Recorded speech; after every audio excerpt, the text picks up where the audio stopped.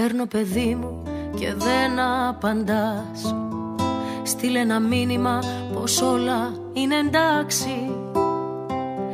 Να μου προσέχεις κι αν πεινάσεις να φας.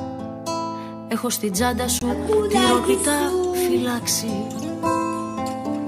Έλα Ιορδάνη, ο πατέρας σου καλεί. Βάγει Εσπύρο, Αναστασία, Ιφηγένεια. Κοίτα πως κλείνει ετούτη η γιορτή. Ζωγραφίζουμε τις γραμμές του τρενάκι της ελπίδας. Αυτά γίνανε ένα. Πώς έγινε έτσι ο πόνος ξαφνικά και δεν χωράω στο μπλουζάκι που σου πήρα. Φοράω το τζιν σου, την κολόνια, τα γυαλιά. Μήπως και πάρω κάτι απ' τη δική σου μοίρα.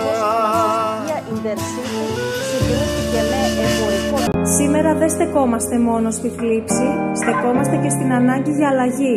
Στη φωνή που πρέπει να ακουστεί, ώστε να μην ζήσει ποτέ ξανά κανείς μια τέτοια τραγωδία. Στη μνήμη αυτών που χάθηκαν, ας γίνουμε όλοι πιο υπεύθυνοι, πιο προσεκτικοί, πιο απαιτητικοί για ένα καλύτερο αύριο. Ας κρατήσουμε ζωντανή τη μνήμη τους με αγάπη, σεβασμό και δράση. Και ας θυμόμαστε πάντα ότι η αλήθεια, η δικαιοσύνη και η ευθύνη είναι αξίες που πρέπει να συνοδεύουν κάθε μας βήμα.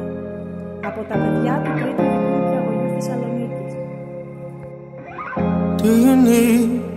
Do you need someone